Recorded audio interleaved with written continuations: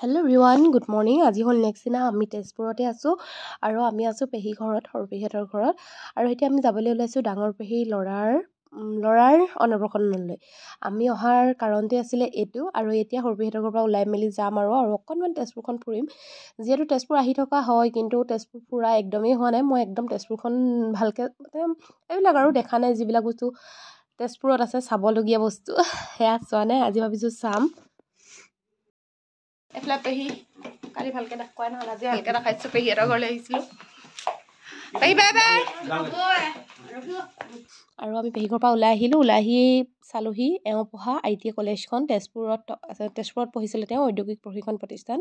আৰু অকণমান দেখাওঁ বুলি ভাবিলোঁ, অকণমান যিহেতু এইবিলাক স্মৃতি হিচাপে থাকি যাব।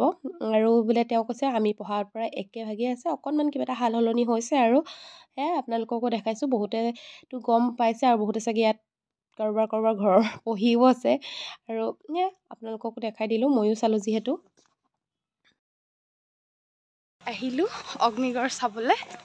বোলে হাই মা পাপা সুমন বাহঁত অহা নাই, ওপৰত উঠিব লাগে। আৰু মাহঁতে মানে আগত চাই গৈছে, মই কিন্তু চোৱা নাই।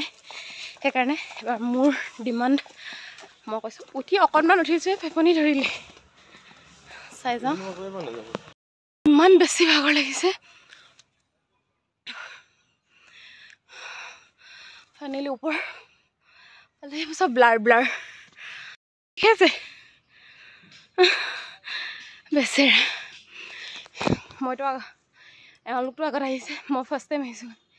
মাহঁত কোনো নাহে, ওখৰ কাৰণে মা ভৰি বিষ, সুমন বাও ভৰি বিষ। মই চাবলৈকে ওপৰলৈ আহিছোঁ, ইমানেই ভাগৰ লাগিছে। ইয়াতে বহিছোঁ অকণমান, তাৰপৰা ওপৰত যাম, চাই থাকক, আপোনালোককো দেখাম। গৰম লাগি গৈছেগে। আমি এতিয়া উঠিম ইয়াত ওপৰত। উঠিব নেকি ওপৰত? উঠি চাওঁ। উষাৰ চিত্ৰলেখা আপোনালোকে বহুতে জানে, হ'লেও মই অকণমান দেখাইছোঁ। মই ঘূৰিছোঁ। আৰু এইফালে আমাৰ এওঁ একদম পটাপট গৈছে, ভাগৰ বুলি এতিয়া কমি গ'ল, ৰখি ল'লে অকণমান।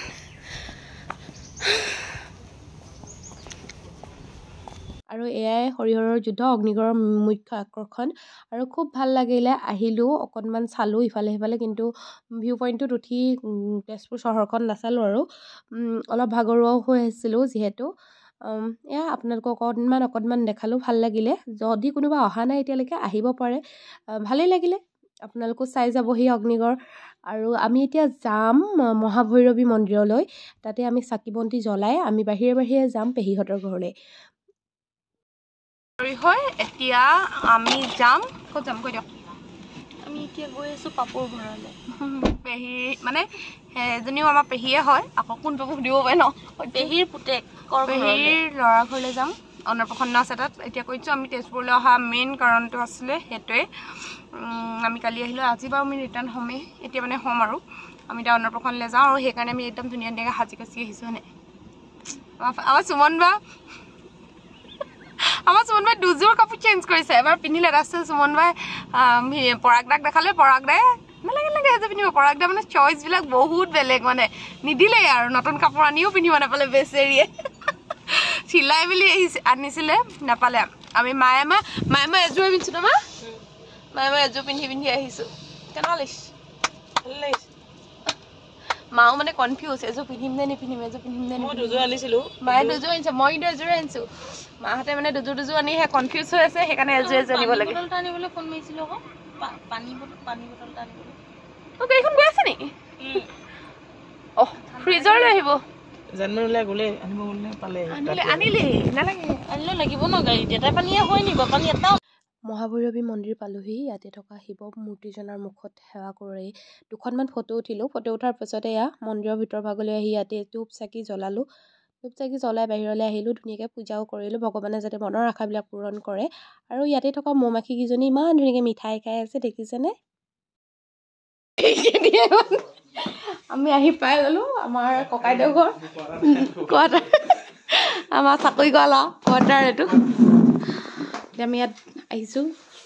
তই হাঁহ এটা কৈ দে ভালকৈ, নকয়, সি মোক বেয়া পাই আছে। এতিয়া আমাৰ ডেকা ল'ৰাৰ ৰুমত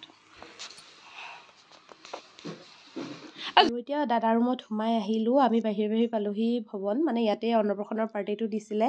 আমি যিখিনি নিয়ম কৰাইছিলে মন্দিৰত, সেই নিয়মলৈ আমি নগ'লোঁ। মানে আমাৰ যিহেতু দাদা আছিলে, দাদাক লগ কৰোঁ বুলি ভাবি আমি তালৈ গুচি আহিলোঁ। আৰু এয়া আমি বহি আছোঁ। এতিয়া অকণমানটোক দেখাম ৰ'ব। এতিয়া এইটো অন্নপ্ৰসন্ন খাবলৈ মাতিছিলে আমাক, এতিয়া শুই গ'ল। অঁ সাৰ পাই গ'ল। চাই দিয়ক।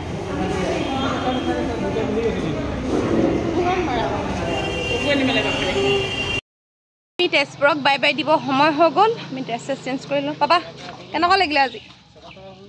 হাই এইফালে পৰাগদা মানে চেকআপত আহিছিলে। আমি অন্নপ্ৰসন্ন খাবলৈ আৰু এনেকৈ ফুৰিব আহিছিলোঁ। পৰাগদা মানে মেণ্টেলি অকণমান মানে কিবা এটা হৈ আছে, সেইকাৰণে চেকআপত আহিছিলে। তেওঁ চেকআপ কৰালে বোলে। নিজে কৈছে না সুমন কওকচোন। সুমন বা নিজৰ মানুহটো সেইকাৰণে আৰু নিজৰ মানুহটো পগলা বুলি ক'লে অকণমান বেয়াটো পাবলৈ গৈ চেকআপ নহয়, আমি এতিয়া তেজপুৰৰ পৰা চেকআউট কৰিছোঁ বুলি ভুল হৈ গ'ল। হাই দাদা, এইটো আমাৰ টমি, আমাৰ একদম মেইন মানুহ। বাই পাত্তাই নিদিয়ে মোক, ভিডিঅ'তে নোলায়। ডাঙৰ মানুহটো